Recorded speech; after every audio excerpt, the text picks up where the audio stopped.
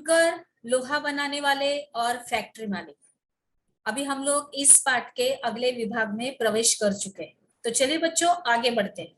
एक दिन कई घंटों तक जंगल की खाक छानने के बाद वेल्ड और दोराब जी एक छोटे से गांव में जा पहुंचे। वहां उन्होंने देखा कि कुछ स्त्री पुरुष टोकरियों में भरकर लौह अयस्क ले जा रहे हैं। ये अगरिया समुदाय के लोग थे। जब उनसे पूछा गया कि वे अयस्क कहां से लाए हैं, तो उन्होंने दूर स्थित एक पहाड़ी की तरफ उंगली उठा दी कि वहां से लाए थे। वेल्ड और दोराब जी घने जंगलों से होते हुए काफी देर तक थक कर उस पहाड़ी पर जा पहुंचे।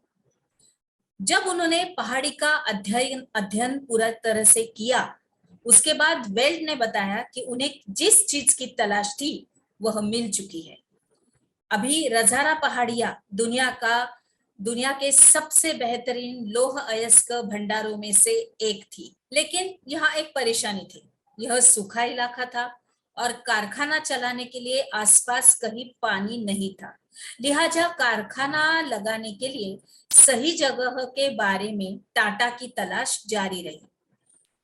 अगरिया समुदाय के लोगों ने ही लौह अयस्क का एक स्रोत ढूंढने में मदद दी, जहां से बाद में भिलाई स्टील संयंत्र को अयस्क की आपूर्ति की गई। कुछ साल बाद स्वर्ण रेखा नदी के तट पर बहुत सारा जंगल साफ करके फैक्ट्री और एक औद्योगिक शहर बसाने के लिए एक नई योजना बनाई गई और इस शहर को जमशेदपुर का नाम दिया गया। और इस स्थान पर लौह अयस्क भंडारों के निकट ही पानी भी उपलब्ध था। यहाँ टाटा आयरन स्टील कंपनी यानी टिस्को की कंपनी स्थापना हुई, जिसमें 1912 से स्टील का उत्पादन होने लगा। अभी जब तक टिस्को की स्थापना हुई, हालात बदलने लगे थे। 1914 में पहला विश्व युद्ध शुरू हुआ।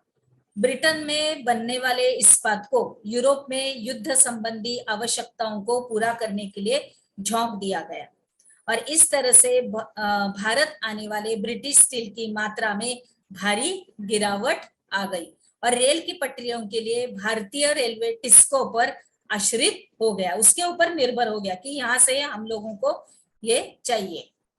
अभी जब युद्ध लंबा खींचा गया तो टिस्को को युद्ध के लिए गोलों के खोल, रेलगाड़ियों के पहिए बनाने का काम भी सौंप दिया गया और 1919 तक स्थिति यह हो गई थी कि टिस्को में बनाने वाले 90% इस्पात को औपनिवेशिक सरकार ही खरीद लेती थी। जैसे जैसे समय बीता गया, टिस्को समूह के समूचे ब्रिटिश साम्राज्य में इस्पात का सबसे बड़ा कारखाना बन चुका था।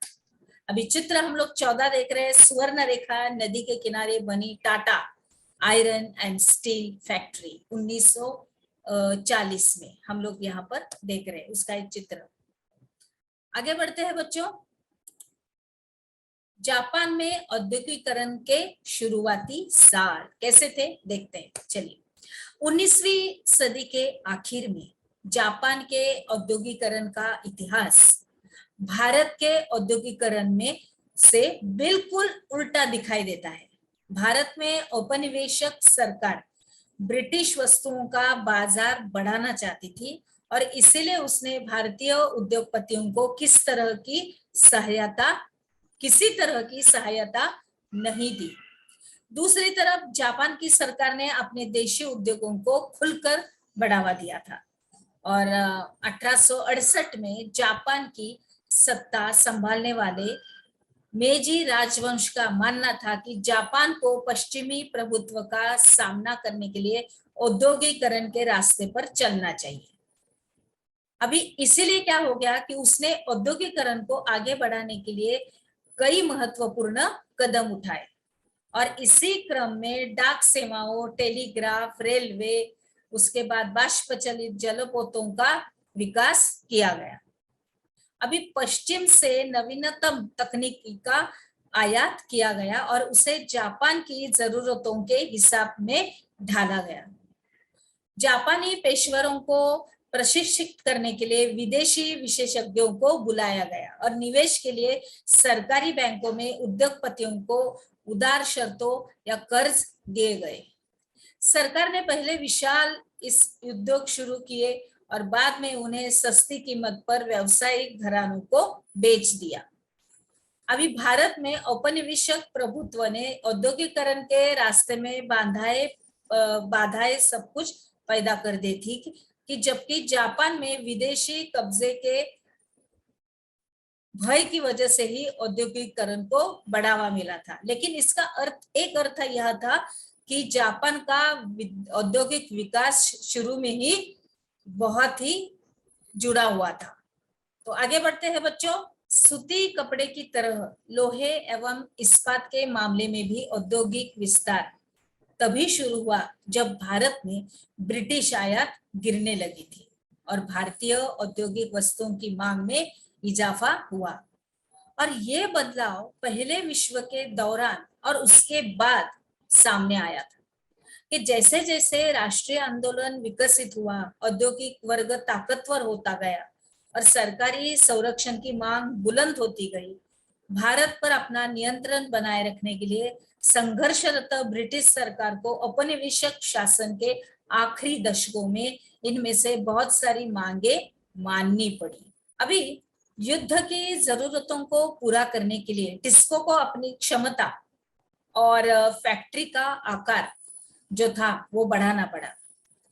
अभी विस्तार का यह काम युद्ध के भीतर ही चलता रहा और इस चित्र में नए विद्युत संयंत्र और बॉयलर संयंत्र बनाए जा रहे थे उस जमशेदपुर में 1919 में। ये वही चित्र है जो हम लोग अभी देख रहे हैं।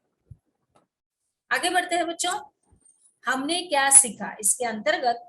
पहले विश्व युद्ध के दौरान कौन से बदलाव आए, यह आप लोगों को लिखना है। तो चलिए हम लोग अभी आगे बढ़ते हैं।